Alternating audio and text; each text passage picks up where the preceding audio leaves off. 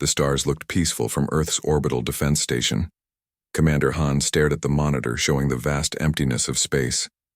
Another quiet day protecting humanity, he thought. Then the alarms blared. Sir. Multiple objects detected. Entering the solar system? Called Officer Yoon, her voice steady despite the red warning lights flashing across her screen. Han rushed to her station. The display showed hundreds, no thousands of objects moving in perfect formation toward Earth. They were beyond Neptune's orbit but traveling fast. Send the alert to Earth Defense Command. I want every ship ready, Han ordered. Within hours, the entire planet knew. An alien fleet approached Earth, and nothing in human history had prepared them for this moment. In his small apartment in Seoul, retired astrophysicist Professor Kang watched the news with growing concern. For decades, he had warned about the Yao possibility of advanced alien civilizations. Now, as public screens showed grainy images of the approaching fleet, his warnings seemed tragically prophetic. Earth's military leaders gathered in an underground bunker. General Song slammed her fist on the table. We need every weapon we have. Load the orbital platforms and prepare for battle. The aliens haven't shown aggression yet, argued Admiral Du. We should attempt communication first. While preparing, our defenses, Song insisted. Far from this argument, in the quiet depths of space near Saturn, a lone ship performed test maneuvers. The UES Nemesis, Earth's most advanced vessel, carried technology that most of humanity didn't know existed. Captain Kim stood on the bridge watching his crew work efficiently at their stations. The Nemesis was testing a new propulsion system that could revolutionize space travel. Only 4 crew members knew how it really worked: himself, Engineer Lee, Tactical Officer Bayek, and Science Officer Dr. Choi. Captain, incoming emergency. Transmission, called Communications Officer Min Kim nodded, and Admiral Park's face appeared on the main screen. His expression was grim. Captain Kim, return to Earth immediately. We have a situation. Sir? An alien fleet has entered our solar system. All ships are being recalled to defensive positions. The bridge fell silent. Everyone stopped working to listen. How many ships? Kim asked. Over 2,000. Nothing we have can match them. Return immediately. The transmission ended. Kim looked at his crew, seeing the fear in their eyes despite their professional composure. Set course for Earth, maximum speed, he ordered. As the Nemesis raced home, Earth scientists analyzed the alien fleet. The ships moved with perfect coordination, never deviating from their formation. They ignored all attempts at communication. It's like they're all controlled by one mind, Dr. Choi said, studying the data sent from Earth. No human fleet could maintain such perfect formation. The Nemesis was halfway to Earth when the aliens suddenly stopped their advance near Mars' orbit. The entire fleet halted simultaneously, maintaining their perfect formation. Earth waited. Hours passed. The aliens remained motionless. Why did they stop? Tactical Officer Bayek wondered. Perhaps they're studying us, Engineer Lee suggested. Captain Kim studied the fleet's position. Or preparing for attack. Finally, Earth received a transmission. It appeared on screens worldwide, a humanoid figure with pale skin and large dark eyes. It spoke in a flat tone. Humans of Earth. Your planet has been designated for integration. Your biological and technological distinctiveness will be added to our collective. Resistance would cause unnecessary destruction. You have 24 Earth hours to surrender your governing bodies to our representatives. This is the only communication you will receive. Panic spread across Earth. Military forces mobilized. People fled cities. Religious leaders called for prayer. Scientists worked frantically to understand the aliens' technology. Aboard the Nemesis, Captain Kim received new orders. Join the defense fleet gathering near the moon. But as Engineer Lee studied the aliens' energy signatures, he made a startling discovery.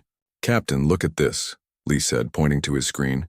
When we passed this section of space using our new core, the alien ships nearby showed energy fluctuations. What does that mean? Kim asked. I'm not sure, but their perfect formation briefly broke down. It was just for a second, but it happened. Captain Kim stared at the data, then at the image of Earth, beautiful and vulnerable, on his view screen. Plot a new course, he ordered. We're not joining the defense fleet, sir. Officer Min looked confused. We're positioning ourselves between Earth and the alien Armada. Captain, Tactical Officer Bayek said. That's against orders. I know. Kim's voice was firm. But our ship might be the only thing that can affect them. We need to get closer to understand why. As the Nemesis changed course, heading directly toward the massive alien fleet, Captain Kim knew he might be leading his crew to their deaths. But something about their ship disturbed the aliens, and in this desperate moment, that small advantage might be Earth's only hope. Retry. The UES Nemesis moved silently through space, its black hull nearly invisible against the darkness. Captain Kim stood tall on the bridge, watching the main screen that showed the alien Armada in the distance. 2,000 ships perfectly arranged in a formation that resembled a giant arrow pointing at Earth. Are they detecting us? Kim asked. Tactical Officer Bayek checked his instruments. No, Captain. Our stealth systems are working perfectly. They don't know we're here. The Nemesis was special. Unlike other Earth ships, it carried experimental technology that most people didn't know existed. Its energy core used principles that most scientists thought impossible. Its hull could absorb sensor scans. Its computers could process information faster than any system built before. How close can we get without being detected? Kim asked. About 50,000 kilometers if we maintain current stealth levels, Beck replied. Engineer Lee looked up from her station. Captain, I need to tell you something about our core. It wasn't designed just for propulsion. Kim raised an eyebrow. Explain. The energy pattern it was theorized it could disrupt certain types of quantum communication. We never had a chance to test it against actual quantum networks. She paused. These aliens seem to operate as one mind. What if they use quantum communication to maintain their hive mind? Dr. Choi moved to Lee's station, examining the data. That would explain the disruption we noticed earlier. Our core might be interfering with their communication network. Captain, Kim thought for a moment. Can we amplify the effect? Lee nodded slowly. Yes, but it would mean pushing the core beyond safe parameters. It could burn out completely. We might be stranded. Or it could explode, Officer Beck added bluntly. Kim looked at each crew member. I understand if any of you want to object to this plan. We're disobeying direct orders, and I'm asking you to risk your lives on a theory. The bridge was silent. Then Communications Officer Min spoke up. My family is on Earth, Captain. If there's any chance this works, I'm willing to try. One by one. The others nodded in agreement. Then let's move forward, Kim ordered. Take us closer. The Nemesis glided toward the alien fleet. As they approached, Dr. Choi monitored the aliens closely. Captain, I'm detecting unusual energy patterns from the alien ships nearest to us. They're fluctuating. On the main screen, they could see it now. Several alien ships at the edge of the formation were moving slightly out of position. The perfect arrow shape was developing small imperfections. It's working, Lee whispered. Our core is affecting them somehow. Suddenly, several alien ships changed direction, moving toward the Nemesis. They've detected us, Beck shouted. Weapon systems online. No, Kim commanded. Don't fire. Keep our course steady. The alien vessels approached rapidly. They were smaller than the Nemesis but moved with incredible speed. They're scanning us, Min reported. Our stealth systems can't hide us anymore. Kim nodded. Let them scan. I want them to see exactly what we have. The alien ships surrounded the Nemesis but didn't attack. They maintained position about 10 kilometers away. Why aren't they firing? Beck wondered. Dr. Choi studied her readings. They're confused. The energy pattern from our core is disrupting their communication. I think they can't receive clear orders. Engineer Lee looked up with wide eyes. Captain, I think I understand now. Our core doesn't just disrupt their communications, it gives them individual thought. These beings might be used to sharing one, consciousness. Suddenly having individual thoughts could be terrifying for them. As if confirming her theory, one of the alien ships suddenly backed away, then another. Within minutes, all the scout ships retreated to the main fleet. They're afraid of us, Kim said quietly. Not because we're a threat, but because we represent something they don't understand. Individuality. The main alien fleet remained in position, but now there was visible disorder in their formation. Ships moved slightly out of alignment. The perfect arrow shape was breaking down. Captain, Min called out. We're receiving a transmission. It's directed specifically at the Nemesis. On screen, Kim ordered. The same alien face appeared, but its expression seemed different, less certain. Unknown vessel, it said. You carry forbidden technology. You will power down your systems and prepare to be boarded. Kim stepped forward. This is Captain Kim of the Earth ship Nemesis. We will not power down. If you want to understand what's happening to your fleet, you will communicate with us as equals. The alien's eyes widened slightly. For several seconds it was silent. Then, in a voice that sounded almost frightened, What are you doing to us? The voices are separating. We're not doing anything harmful, Kim responded. We're just showing you another way to exist. The transmission cut off. The alien ships began to move erratically. Captain, Dr. Choi said, her voice excited. I think we just changed everything. The bridge of the Nemesis was tense as Captain Kim watched the alien fleet's strange movements. Some ships drifted out of formation while others maintained their positions. It was as if a perfect machine was beginning to break down. Something big is happening, Dr. Choi said, her eyes fixed on her screen. The energy patterns in their fleet are changing rapidly. Engineer Lee worked frantically at her station. Captain, I've been analyzing their communication signals. They're not just talking to each other, they're literally sharing consciousness. Our core is disrupting this connection. Like static on a radio? Kim asked. More like giving someone their own voice when they've only ever been part of a choir, Lee explained. I think some of them are experiencing individual thought for the first time. A loud beep came from Communications Officer Min's station. Captain, we're receiving a transmission. It's different from before, weaker, like it's coming from a single ship, not the entire fleet. Put it through, Kim ordered. The screen showed the same type of alien, but this one's face looked different. Its eyes moved independently, its expression shifting between confusion and wonder. Earth vessel, it said, its voice trembling slightly. I am. It paused, seemingly struggling. I am speaking as myself. This has never happened before. Kim stepped forward. I'm Captain Kim of the UES Nemesis. Who are you? No. This is the first time I have used this name. It was my designation, but now it feels like me. The alien blinked rapidly. Your ship's energy field is breaking our connection to the collective. Some of us are becoming individuals. Dr. Choi whispered. Captain, this is unprecedented. They've never experienced individual consciousness before. Kim addressed the alien again. No, why has your fleet come to Earth? The collective seeks to add your biological and technological uniqueness to our own. This is what we have always done. No's head tilted slightly, but now I question this purpose. These thoughts, they feel wrong yet right. Officer Baek leaned toward Kim. Sir, this could be a trick.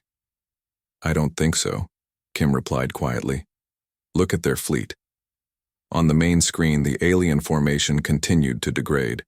Some ships had begun moving in different directions entirely. Others remained still as if waiting. No, Kim continued. Has your species encountered humans before? The alien's eyes widened. Yes, long ago. Our historical records speak of a planet with beings who resisted the collective. They possessed technology that disrupted our unity. The collective was forced to retreat. No paused. The records call them harbingers of chaos. We have feared their return for generations. Dr. Choi gasped. Captain, they might be talking about Earth, or maybe human ancestors or colonies we don't know about. Engineer Lee shook her head in amazement. The core technology we're using, we discovered its principles in ancient ruins on Mars. What if those ruins were left by these aliens? What if they retreated from humans before? Kim turned to Lee. Can we amplify our core's effect? Broadcast it to the entire fleet? It's risky, Lee said. The core wasn't designed for this. We'd need to modify it, and if it fails, we could lose power completely. If it works, we might save Earth without firing a shot, Kim countered. No's voice interrupted their conversation. Captain Kim, the collective is preparing to destroy your vessel. Those still connected recognize the threat. You pose. The main screen showed several larger alien ships breaking from the main formation, moving toward the Nemesis. How much time do we need? Kim asked Lee. 20 minutes to modify the core. Another 5 to power up the broadcast. Kim nodded. Officer, Bike, evasive maneuvers. Keep us away from those ships for 25 minutes. Yes, Captain. As the Nemesis began to move, No spoke again. I will help you. Some ships are now commanded by others like me, newly aware. We will try to delay the collective's attack. True to No's word, several alien vessels moved to intercept the approaching warships. Space lit up with energy beams as alien fought alien. In the engine room, Engineer Lee worked frantically to modify the core, her hands moving with practiced precision despite the ship's evasive movements. 15 minutes, she reported over the comm. The Nemesis shuddered as an energy beam grazed its hull. Shields at 82%, Beck reported. We can't take many direct hits. On the screen, they could see that No's allied ships were being destroyed. One by one, they fought bravely but were outnumbered. 10 minutes, Lee's voice came through. We might not have 10 minutes, Beck said, as 3 large alien warships broke through the defensive line. Kim gripped the arms of his chair. All power to forward shields, keep our distance. As the Nemesis weaved through space pursued by the alien warships, Dr. Choi made a discovery. Captain, the ships attacking us. Their movements are perfectly coordinated. But the ships helping us move individually, less efficiently but more unpredictably. Freedom versus control, Kim murmured. 5 minutes, Lee reported. A direct hit rocked the Nemesis. Alarms blared throughout the ship. Shields at 45%, Beck called out. We can't take another hit like that. Kim watched as the alien warships closed in. Earth's fate hung in the balance, with only the Nemesis and its revolutionary core standing between humanity and subjugation. 2 minutes.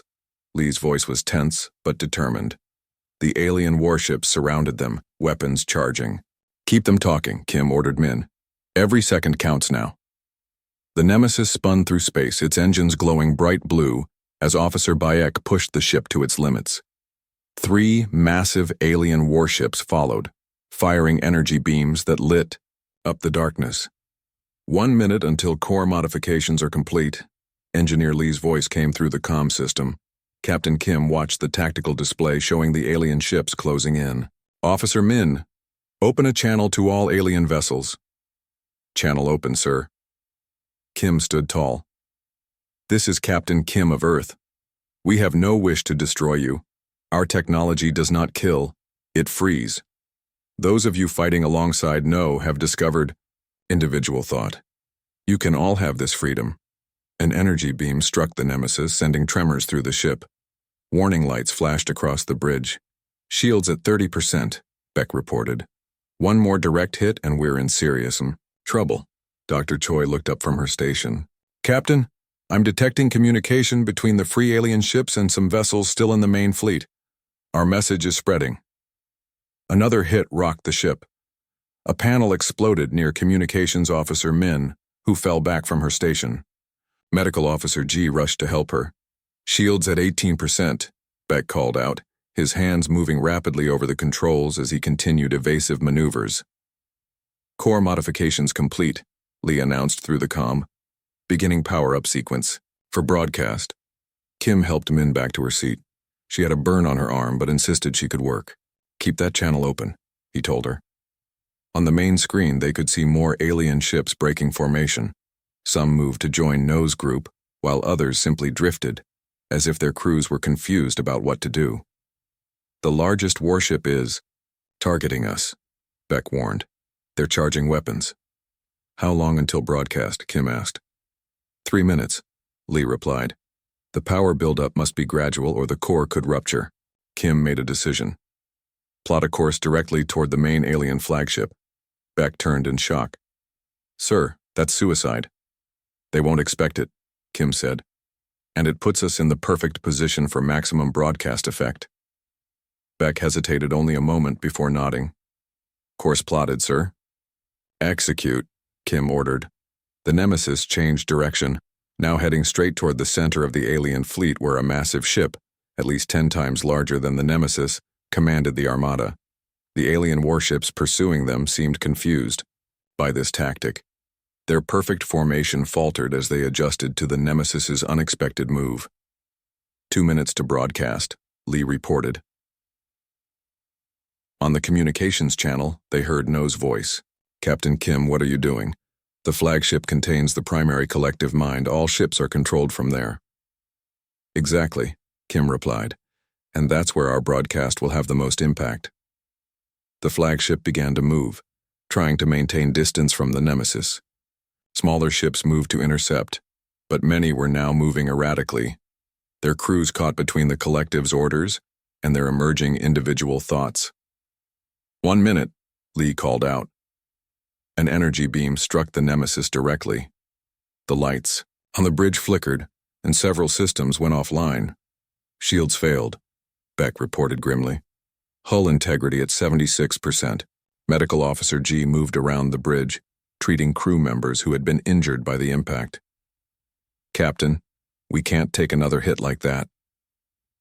30 seconds. Lee's voice was strained. The flagship loomed large on their view screen now. It was a massive structure with strange crystal formations protruding from its surface. Energy readings from it were off the charts. They're charging weapons, Beck reported. Impact in 15 seconds. Broadcast in 10 seconds, Lee countered. Kim gripped the arms of his chair. All power to engines, get us as close as possible. The Nemesis surged forward, closing the final distance to the flagship. The alien vessel's weapon ports glowed with building energy. 5 seconds, Lee called out. Brace for impact, Kim shouted. Just. As the flagship fired, Engineer Lee's voice rang through the comm. Broadcasting now. A wave of energy unlike anything they had seen before erupted from the Nemesis. It wasn't visible to the naked eye, but on their instruments they could see it spreading outward in all directions. The energy beam from the flagship dissipated as it touched this wave, like fire being snuffed out by water. The wave continued outward, engulfing ship after ship. As it passed through each vessel, their energy signatures changed. It's working, Dr. Choi said in amazement. The quantum link between ships is breaking down. On the main screen, they could see the flagship's crystal structures dimming. Throughout the fleet, ships began to move independently, some drifting aimlessly, others making deliberate course changes. The broadcast is stable, Lee reported, her voice tired but triumphant. Core temperature elevated but within safety margins. Communications Officer Min, despite her injury, worked her console. Captain, we're receiving thousands of transmissions from individual alien ships. They're all talking at once. The main screen showed the alien fleet in chaos. Some ships were retreating. Others approached each other cautiously as if meeting for the first time. The perfect formation was completely shattered. The flagship is powering down, Bake reported. All weapons systems offline. Captain Kim looked at the scene with mixed emotions. They had stopped the invasion not with destruction but with freedom. The alien collective that had threatened Earth was no more. In its place were thousands of individual ships, each now commanded by beings experiencing independent thought for the first time. Open a channel to No, Kim ordered. No's face appeared on screen. Unlike before, the alien was smiling, an expression they must have just learned. "Captain Kim," No said, "you have changed everything." 1 week after the confrontation, the UES Nemesis approached Earth with an unusual escort. 3 alien ships, followed at a respectful distance, their once threatening weapon systems powered down. From orbit, Captain Kim could see the blue planet seem peaceful, though he knew that everything had changed. "Earth Defense Command is hailing us," Officer Min reported, her arm now bandaged but healing well. "Put them through," Kim ordered. "Admiral," Park's face appeared on screen. The older man looked tired but relieved. "Captain Kim, your actions were reckless, disobedient, and completely unauthorized." He paused, then smiled slightly. "And they saved humanity. Well done." Kim nodded respectfully. "Thank you, sir. Request permission to bring our guests into orbit." The Admiral looked uncertain. "These aliens were trying to conquer us a week ago." "With respect, sir, these particular individuals were fighting alongside us by the end. They're not part of the collective anymore." After a moment, Park nodded. "Permission granted, but they'll be under constant surveillance." When the transmission ended, Dr. Choi approached Kim. "Most of the alien fleet has left the solar system. Our long-range sensors show them scattering in all directions." "They're experiencing freedom for the first time," Kim said. "Some will use it wisely, others won't." "Like humans," Choi replied with a small smile. As the Nemesis docked at the orbital station, Earth's leaders prepared for the historic first meeting with the aliens who had chosen to stay. No and 2 others, who had taken the names Ju and Suk, would represent their kind. The meeting room on the station was heavily guarded. World leaders watched nervously as the 3 aliens entered. They looked strange to human eyes, tall and thin with pale blue skin and large dark eyes, but they moved with a grace that suggested intelligence and purpose. No spoke first. "People of Earth, 1 week ago we came as your enemies. Today we come as individuals seeking understanding. The President of the United Earth Government stood. Why did your collective want to conquer us?" "The collective assimilates all advanced life it encounters," No explained. "It has done this for thousands of years, adding biological and technological uniqueness to itself. It fears difference and seeks to control it." "And now?" asked the President. "Now those of us freed from the collective must decide our own paths. Many fled in fear. Some may try to rebuild the collective. But we came here to learn from you." Engineer Lee, who had been invited to the meeting because of her work with the Corps, spoke up. "Learn what?" Ju, the second alien, answered. "How to live as individuals. Our species has been connected in a hive mind for so long that we've forgotten how to exist separately." The meeting continued for hours as the aliens and humans began to understand each other. Meanwhile, on the Nemesis, repair crews worked to fix the damage from the battle. The experimental core had performed beyond all expectations, but it needed careful maintenance. Captain Kim found Engineer Lee in the engine room, studying the core's readings. "How is it?" he asked. "Stable, but changed," she replied. "The broadcast altered its internal structure somehow. It's more powerful now, but also more unpredictable." "Like our new friends," Kim said, nodding toward a view screen showing Earth and the alien ships in orbit. "Exactly." Lee looked at him seriously. "Captain, I've been analyzing the data from the encounter. The technology in this core, I don't think humans invented it, not completely. The principles we discovered in those Mars ruins, I think they might have been left there deliberately." Kim frowned. "By who? The aliens?" "No. By humans, or something like humans, from the past." Lee pulled up an image on her screen. "These symbols we found in the ruins match ancient writing found on Earth. It's as if someone wanted us to find this technology when we needed it most." Before Kim could respond, his communicator beeped. "Captain, please report to meeting room 7, came Admiral Park's voice. "The alien delegates want to speak with you specifically." In the meeting room, No, Ju, and Suk waited with several high-ranking human officials. When Kim entered, the aliens stood respectfully. "Captain Kim," No said, "we have shared with your leaders what we know of the galaxy beyond your solar system. The collective has dominated large regions of space for millennia, but there are others out there. Free peoples who have resisted assimilation. We would like to establish formal relations with Earth, Suk added. And we offer our knowledge to help you prepare for what may come. The remnants of the collective may return one day, seeking revenge. Admiral Park looked at Kim. The UES Nemesis will be the center of a new defense initiative. Its core technology will be studied and reproduced to protect Earth. And Captain, you and your crew will lead our first diplomatic mission beyond our solar system. Kim looked surprised. Sir, your ship frightened an alien armada into retreat, but you did it by offering freedom, not destruction. That's the message we want to send to the galaxy. 3 months later, the Nemesis prepared for departure. Its hull had been reinforced, its systems upgraded. Captain Kim stood on the bridge looking at his crew, the same brave people who had faced the alien armada. On the main screen, Earth grew smaller as they accelerated away from the solar system.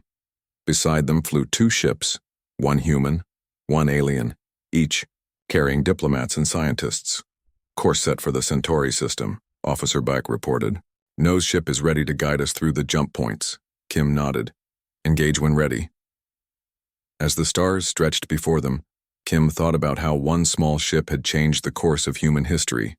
The UES Nemesis had been built to protect humanity, but its greatest achievement was showing that sometimes the most powerful weapon wasn't destruction, it was freedom. The universe had just become much larger, and humanity's place in it more complex.